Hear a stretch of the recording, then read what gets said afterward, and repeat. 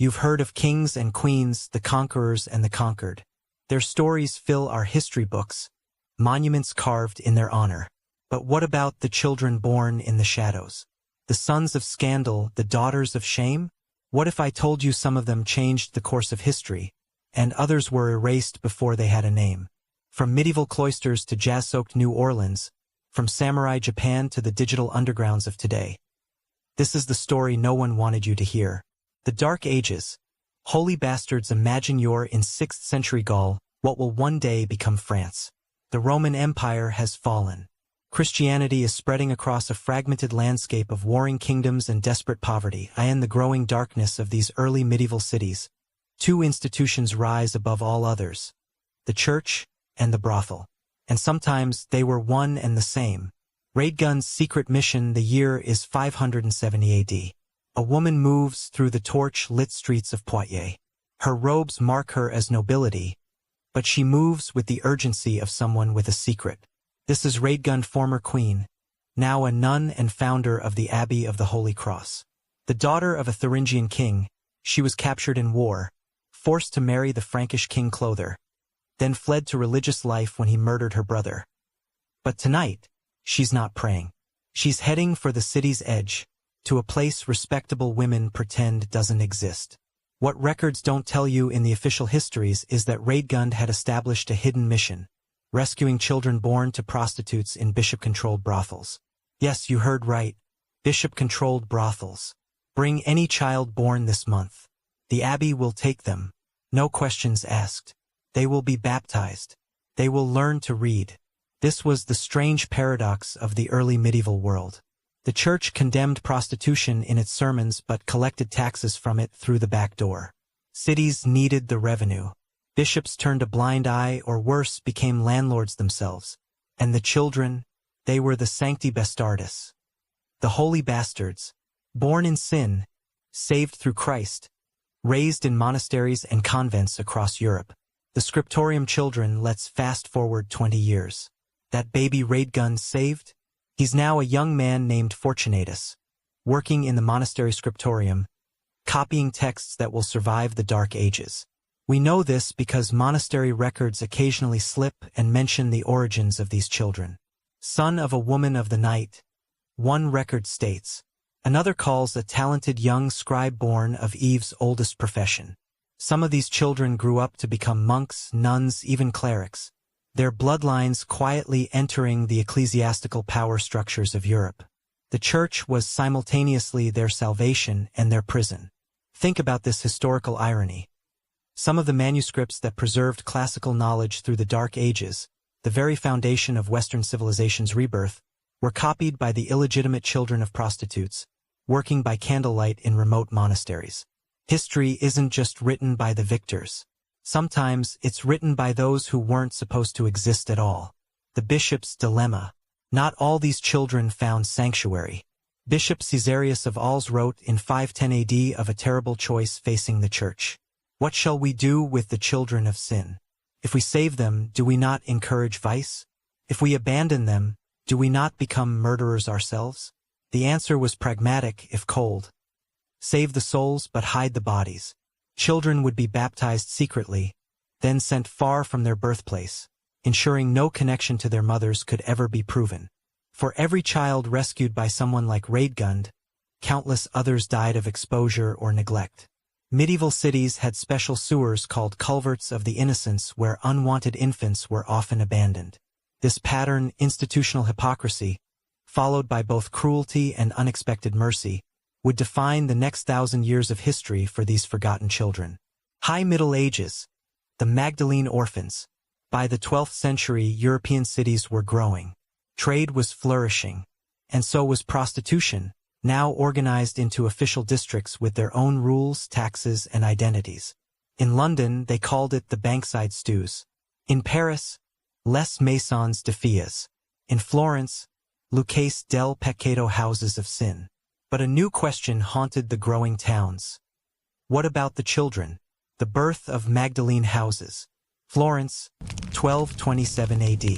A young woman named Lucia is in labor in a small room above a tavern. She's 19, a registered prostitute in the city's licensed district. This is her second child. Her first child was taken by the plague. This one she swears she'll keep. But Florence has other ideas. By order of the Guild of Physicians and the Holy See, this child is born polluted by womb. It shall be remanded to the Magdalene house for purification and proper Christian rearing. Pope Gregory IX had authorized a new solution to an old problem. Named after Mary Magdalene, the prostitute supposedly redeemed by Christ, these houses claimed to rehabilitate sex workers. The reality? They were prisons dressed as convents, and they served a dual purpose: control women's bodies and separate them from their children. Life inside the Magdalene house. Inside the Magdalene house, Lucia and dozens like her wash laundry for the city's wealthy families. The work is brutal, unpaid, and mandatory. Their heads are shaved. They sleep on stone floors. They're told this suffering purifies their souls. Your child belongs to God now. Through labor, you repay your debt to society. Through separation, you ensure the child is not tainted by your fall from. This wasn't just religious fanaticism, it was economics. These children were valuable commodities. Boys became laborers, girls became servants. Some were sold as apprentices to guilds desperate for cheap help. Medieval records from Paris show that children of prostitutes, called polluted by womb, were denied entry into most legitimate trades or guilds, unless, of course, money changed hands. The irony? These same guild masters were often the most frequent customers of the mothers they deemed unfit. The Underground Railroad. Not all women surrendered their children. A secret network emerged: midwives, former prostitutes, and sympathetic nuns who smuggled babies away from the Magdalene houses. In London's Bankside district, prostitutes pooled their earnings to hire childkeepers, older women who ran secret nurseries in the attics above the brothels. I've raised 17 children of the night, taught them letters when I could, kept them safe when I couldn't. Some are merchants now. One's a sailor. None know where they came from. Better that way. The church and city authorities waged constant war against these underground networks. Children discovered in these illegal nurseries were seized and sent to labor gangs or indentured servitude. The Magdalene tradition didn't die with the Middle Ages. These institutions continued in Ireland and the UK into the 20th century. The last Magdalene laundry closed in 1996. Modern foster systems, institutional care, forced adoption, all bear the fingerprints of these medieval practices. The idea that certain mothers are unfit by nature rather than circumstance has roots in these stone laundries where women scrubbed away their sins, while their children disappeared into history. The Renaissance, courtesans and hidden dynasties. Venice, 1506. The Renaissance is in full bloom. Art, science, and commerce flourish under the patronage of wealthy nobles and merchants. And in this golden age, a new kind of sex worker emerges: the courtesan. Not just prostitutes, but poets, musicians, intellectual companions. Women like Veronica Franco, celebrated, published, politically connected.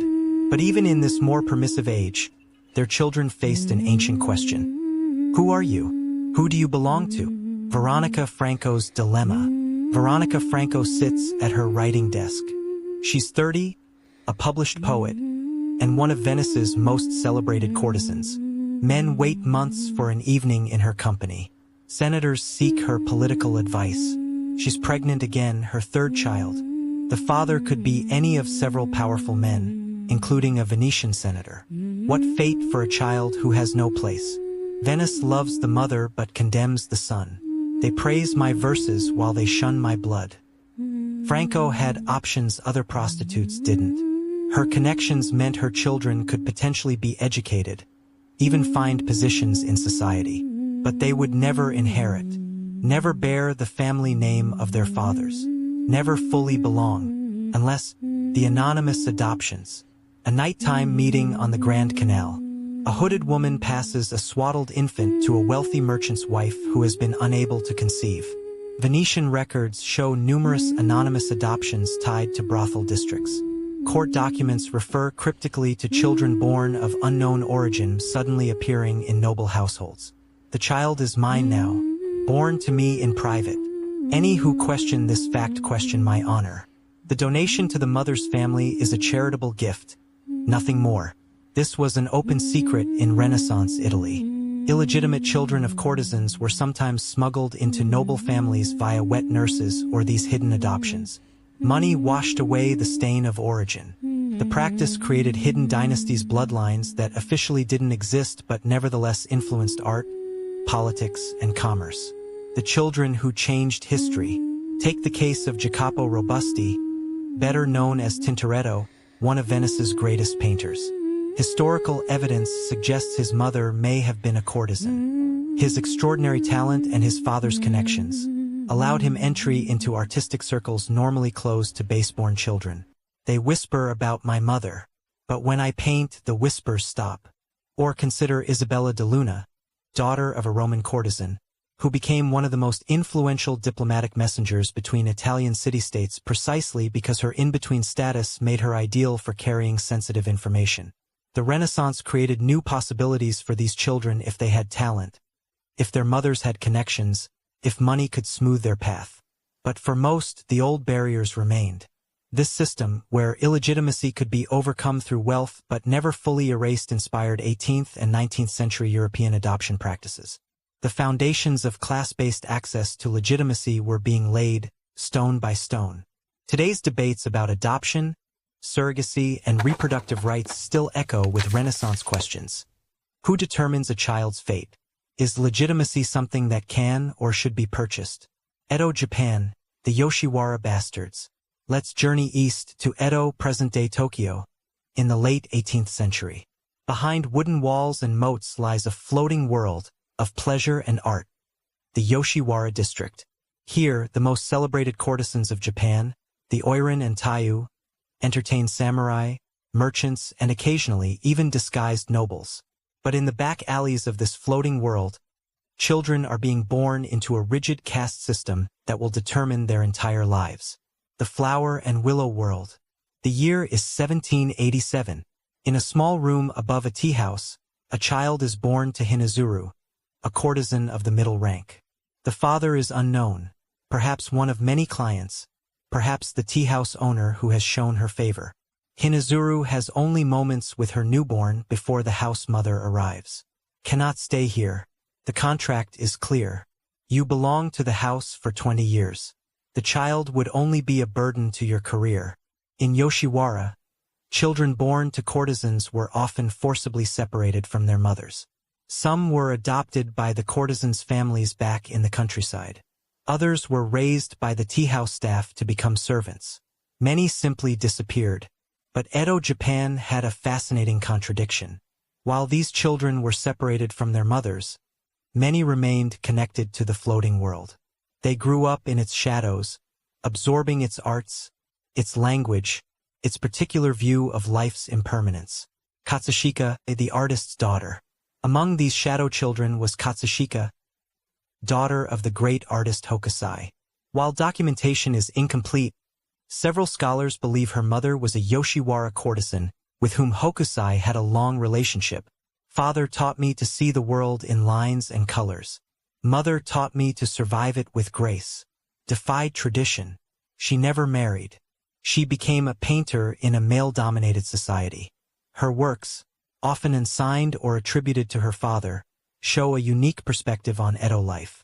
What's remarkable is how many Yoshiwara children found their way into the arts. They became actors in kabuki theater, apprentice painters, musicians, and storytellers. Some, achieved quiet fame. The cursed and the gifted. In Yoshiwara culture, children of sex workers were seen as both cursed and gifted. Cursed by their origins born beneath the willow, as the saying went, but also touched by the artistic spirit of the floating world. These children see both worlds, the high and the low, the front stage and the back.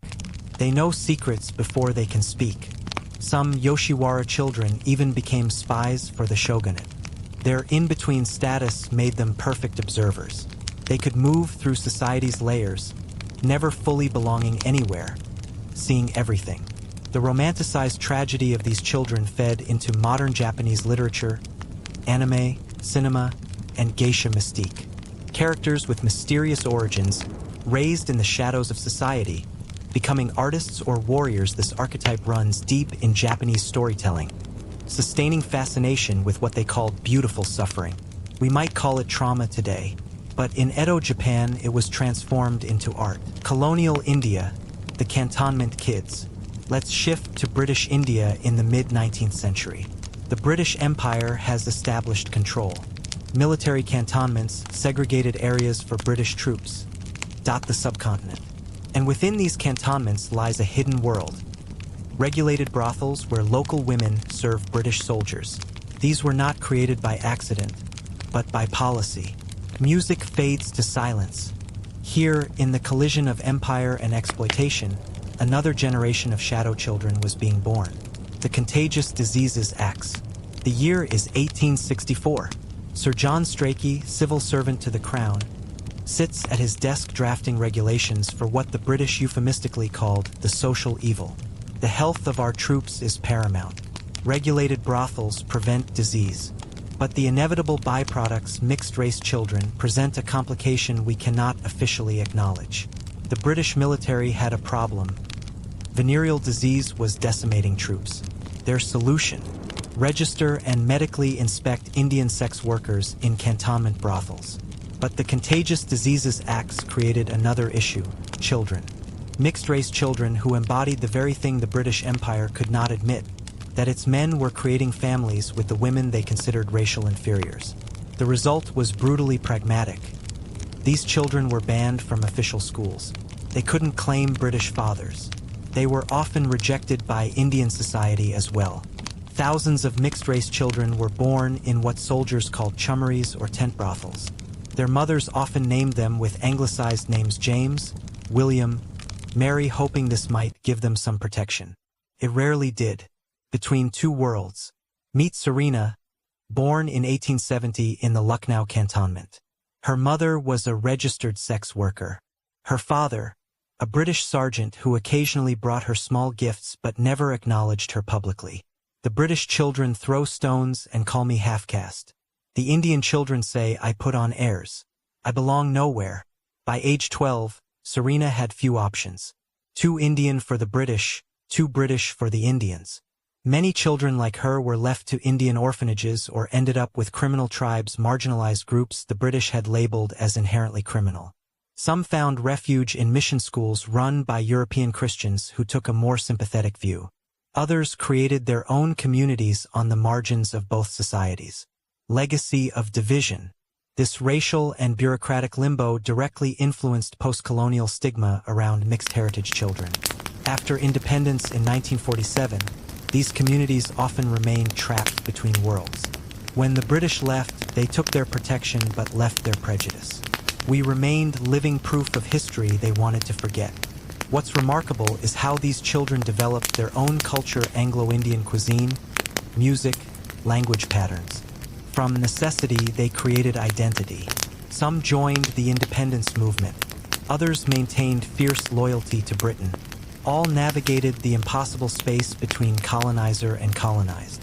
Today's discussions about cultural appropriation, mixed heritage, and post-colonial identity all echo with the unresolved questions these children faced. Who am I when the world sees only parts of me? Where do I belong when history has placed me at the crossroads of power and exploitation? America, 1910s to 1940s. The red light babies of Storyville. Now we cross the ocean to New Orleans in the early 20th century.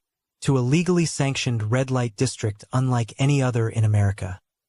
Storyville. For 20 years, from 1897 to 1917, this neighborhood operated as a regulated vice district. Here, prostitution wasn't just tolerated, it was celebrated, commodified, and woven into the cultural fabric of the city. And in the midst of this experiment in controlled vice, children were being born, raised, and surprisingly educated in ways that would transform American culture forever. Lulu White's hidden mission. The year is 1910. Lulu White, the most famous madam in Storyville, stands in the ornate parlor of Mahogany Hall, her infamous brothel. She's arguing with Tom Anderson, the unofficial mayor of Storyville. The girls need somewhere safe for their children. Not some orphanage across town. Here, where they can see them, where we can raise them right. What history books don't tell you is that many Storyville brothels ran secret nurseries upstairs or in back buildings. Madams like Lulu White herself, the daughter of a slave and a white plantation owner, created informal support systems for sex workers with children. These weren't just acts of charity. They were practical business decisions. Workers with access to their children were more stable, more loyal. And the children provided a convenient cover for other activities. Who would suspect a house with children of being a brothel? But something unexpected happened in these hidden nurseries. Communities formed. The improvised family. In a small apartment behind a Storyville saloon, 5 children share dinner around a table. None are siblings by blood. Their mothers work different shifts in different houses. They're supervised by Miss Ella, a former sex worker too old for the business. Most of these children got famous daddies. That one's father plays trumpet at the Eagle Saloon. That one's daddy owns 3 riverboats. Not that any of them will ever admit it. So we make our own family here. Many sex workers in Storyville pooled their resources to hire tutors, piano teachers, even dance instructors for their collective children. Education became a form of defiance, a way to ensure their children would have options they never had. One of those children was Ferdinand Joseph Lamotte, later known as Jelly Roll Morton, one of the first great jazz composers. Raised in the music of Storyville, he absorbed its rhythms, its harmonies, its freedom. They don't want us to exist, so we make noise they can't ignore. The birth of jazz. Storyville fostered unique hybrid cultures: Creole, African American, and immigrant. The brothels needed music, and musicians needed work. The children absorbed everything. Think about this for a moment. One of America's greatest cultural contributions to the world, jazz, was nurtured in the brothels of Storyville, often by the very children born into that world. Historians have documented how many early jazz pioneers had direct connections to Storyville's sex industry as children of sex workers, as young musicians playing in brothels, or both. Louis Armstrong carried coal to Storyville brothels as a boy and absorbed their music. Sidney Bechet, Freddie Keppard, King Oliver all had deep connections to this underworld. We took their shame and turned it into beauty. We took their rejection and made it swing. That's jazz. The normalization of music education and recognition of talent in marginalized communities owes much to this uncredited subculture. Today's community music programs, arts education for underserved youth, even the idea that artistic expression can provide a path out of poverty all have roots in those makeshift classrooms above the brothels of Storyville. When the U.S. Navy shut down Storyville in 1917, declaring it a threat to military readiness during World War I, they didn't just close brothels. They scattered communities, families, but the music and the children who carried it spread across America. Europe, 1945-1980s. The Children of Shame. Europe, 1945. World War II has ended, leaving a continent in ruins. Cities destroyed, economies shattered, populations traumatized and displaced. And in the aftermath of this catastrophe, hundreds of thousands of women turned to prostitution to survive. Some by choice, many by necessity. Some serving occupation forces, others local men with access to food or shelter. In this desperate landscape, children were being born, children who would become living reminders of national trauma. The Tysker Barnes. Oslo, Norway, 1946. A young woman named Ingrid cradles her newborn son. The father was a German soldier, now gone. The war is over, but Ingrid's personal war is just beginning. As neighbor woman, Tysker Barnes. German bastard. How can you keep such a child? He has Nazi blood. Across Europe, over 200,000 children were born to German soldiers and local women. In Norway alone, 12,000 such children were documented. They were labeled Tysker Barnes, children of Germans. In Norway, Batards de Bosch, German bastards. In France, what followed was one of the darkest chapters in post-war European history. These children, innocent of any crime, became targets for collective revenge. In Norway, they were institutionalized in special homes like Godthab, where abuse was rampant. Some were subjected to experiments. Others were forcibly adopted, their names changed, their origins erased. The French Children of Shame. Paris, 1948. Marie works as a street cleaner, one of the few jobs available to single mothers with compromised histories. Her daughter, Claudette, is 3, born of a relationship with a German officer. They shaved my head when Paris was liberated, called me collaborator, but what choice did I have? It was him or starvation. In France, women who had relationships with German soldiers, voluntary or coerced, were publicly humiliated. Heads shaved, stripped naked, paraded through towns. Their children became les enfants de la honte, children of shame. Nazi child, your mother slept with the enemy. Claudette and thousands like her grew up in a society that viewed their very existence as a national embarrassment. Many weren't told of their origins until adulthood.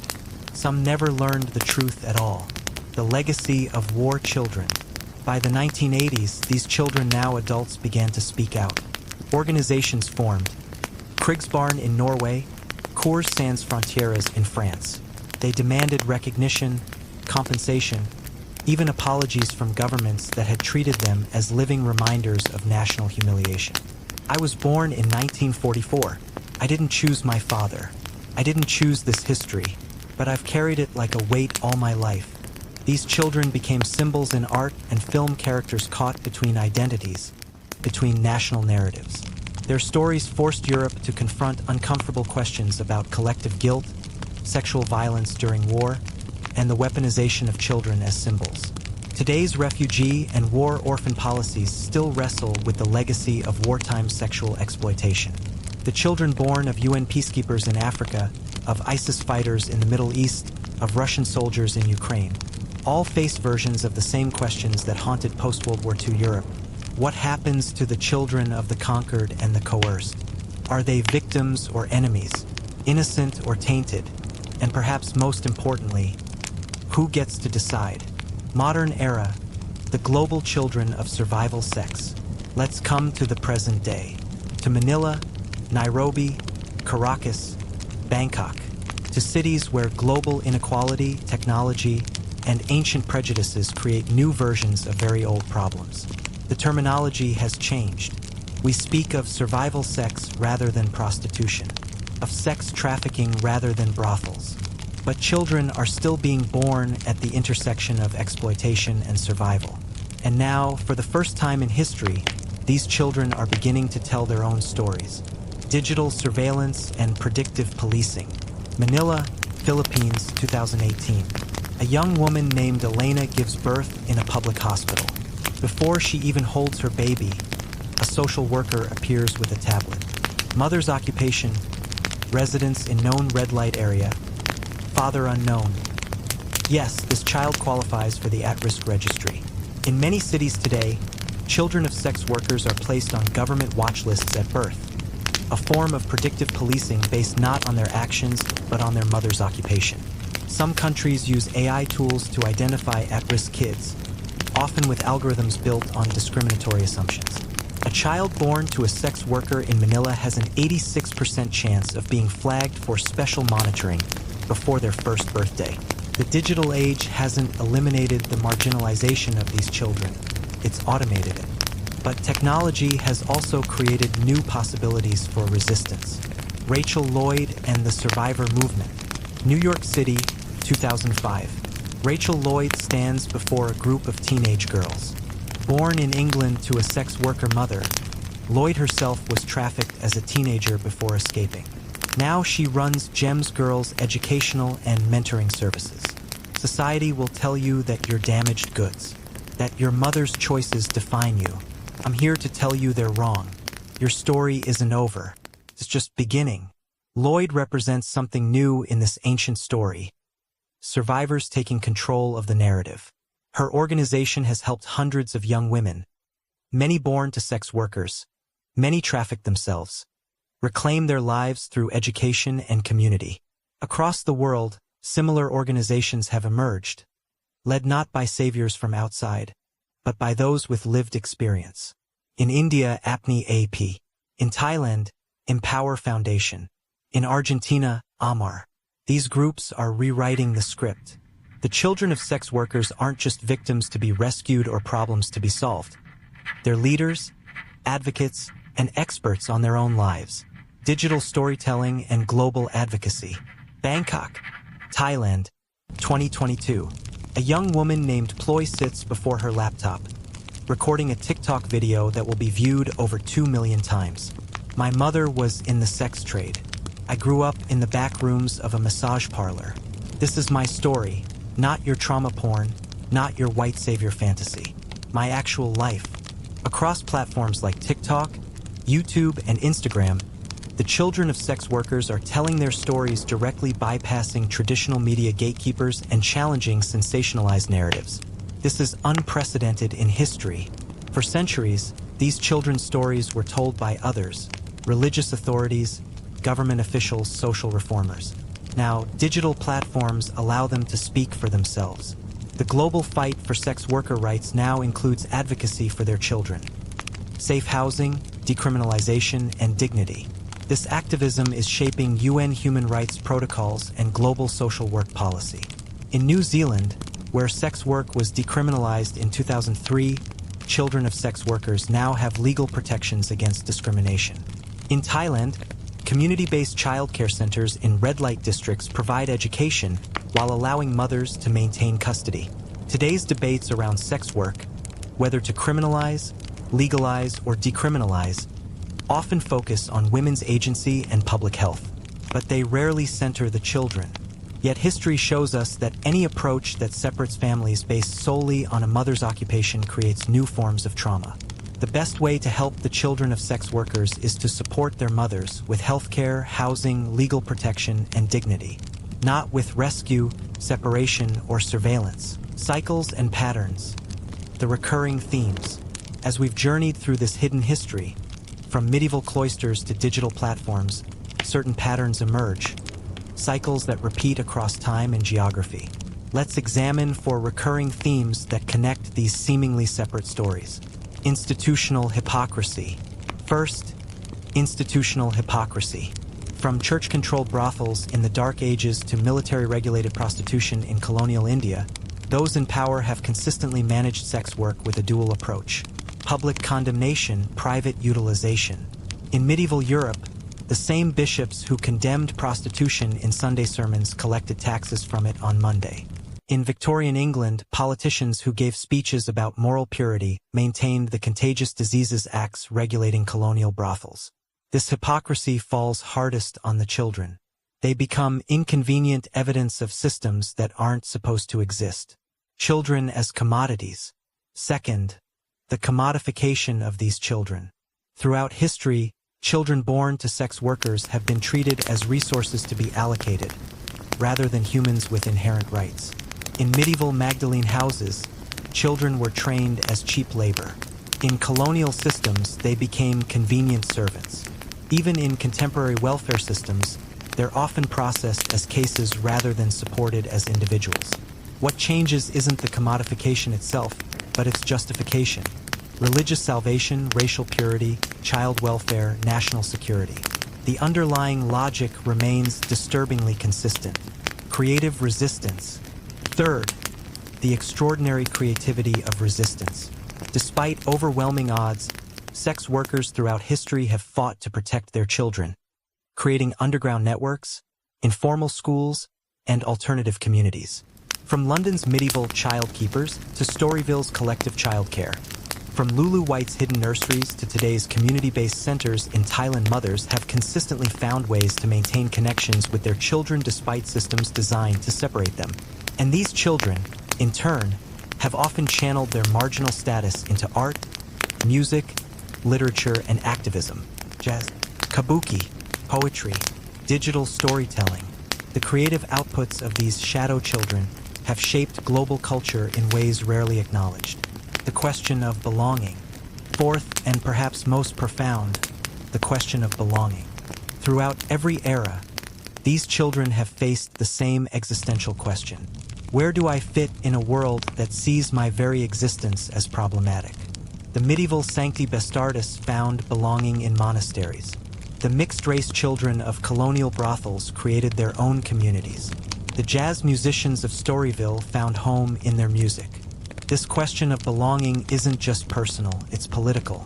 Who counts as a full citizen? Whose ancestry matters? Who deserves protection, education, opportunity? Today's discussions about immigration, citizenship, mixed heritage, and family separation all echo with these ancient questions. The children in detention centers at borders, the stateless children born to refugees, the children of surrogacy arrangements in legal limbo, all face modern versions of the same challenge: how to exist in systems that weren't designed to include them. Conclusion: rewriting the. We've traveled through 15 centuries of hidden history, from the Dark Ages to the digital age. We've met children born in brothels, convents, floating worlds, and war zones. We've seen how their stories intersect with the largest forces in human history: religion, empire, art, war, and technology. So what does this history tell us about ourselves? About the stories we choose to remember and those we prefer to forget? The invisible thread. These children were never meant to be remembered. The Sancti Bastardes of medieval monasteries, the Magdalene orphans, the courtesans' secret lineages, the Yoshiwara artists, the cantonment kids, the jazz pioneers, the war children, the digital storytellers. They were meant to be exceptions, anomalies, mistakes, but they weren't. They were an invisible thread running through human history, connecting the darkest corners of exploitation with the brightest moments of creativity and resistance. Behind every euphemism, bastard, orphan, illegitimate, there's a human story worth telling. And maybe worth retelling. Breaking the cycle. So what would it mean to break these historical cycles? To stop repeating the same patterns of hypocrisy, commodification, and erasure? Perhaps it begins with something simple yet radical, acknowledging that the children of sex workers have always existed, that they have shaped our culture, our institutions, and our understanding of family, belonging, and identity, that they weren't exceptions or anomalies, they were and are a consistent presence in human societies, whether acknowledged or not. When we examine progressive policies in places like New Zealand, Germany, and parts of Australia, we see a common factor: approaches that keep families together rather than tearing them apart. Systems that focus on harm reduction rather than moral judgment. Communities that recognize the humanity of both mothers and children. The power of naming. Throughout history, these children have been defined by what they lack: legitimacy, proper parentage, normal origins. But what if we define them instead by what they've contributed? By their resilience, creativity, and unique perspectives? I'm not a victim to be saved or a problem to be solved. I'm a full human with a complex history. My mother's work doesn't define me, but neither does your judgment of it, says a sex worker child. Today, organizations led by the children of sex workers advocate for specific reforms. End forced family separation, provide economic support without stigma, create educational opportunities without discrimination, and perhaps most importantly, let them tell their own stories. Final reflection. History isn't just written by the victors. Sometimes it's written by those who weren't supposed to exist at all. From the monastery scriptorium where a holy bastard copied manuscripts by candlelight, to the digital platforms where today's children of sex workers share their experiences directly with millions, the thread connects us all. These forgotten children born in brothels, raised in shadows, surviving at the margins have always been there, watching, learning, creating, surviving, and now finally speaking.